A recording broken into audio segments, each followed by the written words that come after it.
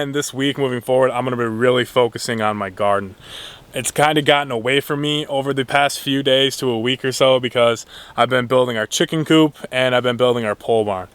The chicken coop is done. I'm really glad we got that done because our chicks are getting huge and they're going to be in there in no time. I'm really glad that they have a place to go when they reach that age and they're not going to be cooped up in their little fenced in area that I have for them outside. And then with our pole barn, we're having a family friend who's a contractor kind of build it for us, and I've been helping him out. Whenever they show up, basically they're here for the whole day and it's just a whole day of building. So that's taken up a lot of my time and it's taken a lot of my attention away from my garden, and things have kind of gotten a little out of hand down there. Earlier today, I harvested all of my romaine out of my romaine bed because it was going to bolt. It's been really hot these past couple weeks, but I got all that out. Only a couple of them went to bolt and I gave those to the chickens. But I got all that out. I got a bunch of arugula out from the arugula I had in my raised bed, and I grabbed like half of our beets that I had planted.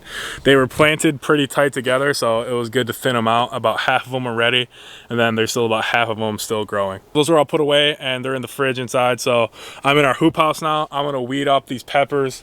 I have stakes in the ground next to them. They're all looking really good. I have a lot of tomatoes growing in here randomly. I didn't plant these, so these seeds were from the tomatoes we had in here like 3 years ago. So back then I was working about an hour and a half away. I was only up here on weekends. This place was just a jungle. There was tomato plants everywhere. I kind of had them trellised at first, but they just kind of all grew together. So this whole bed was just filled with tomatoes. Every year since then, we've had tomatoes pop up in random places, and there's actually a few in here this year, and they're all looking really good. I've actually transplanted a couple of them into rows here, and they handled that transition really well. They're looking really good. I don't know what variety they are, but I'm excited to see what develops. But yeah, after I'm done with this hoop house, I'm going to be back down in the garden. I'm going to finish weeding the raised beds. They've kind of gotten out of hand with all the building I've been doing with our coop and our pole barn.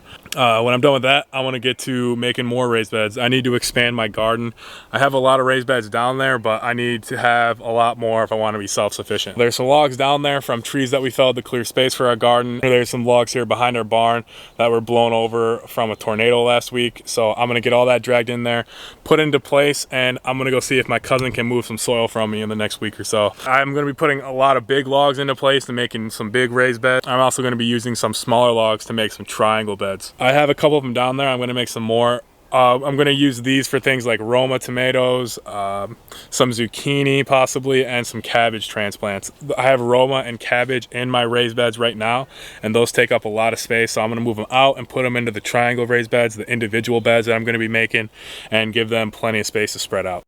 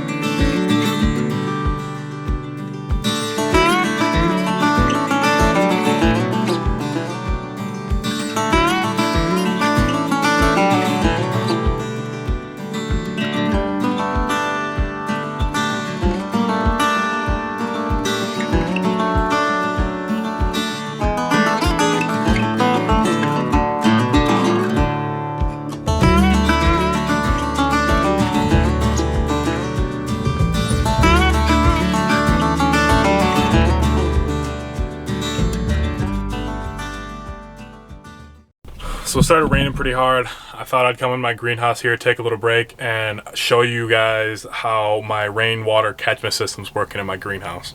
So as you can see, we're definitely getting water in the greenhouse. The next thing is figuring out how we can get this water to every part of our bed and water our rows that I have planted in here.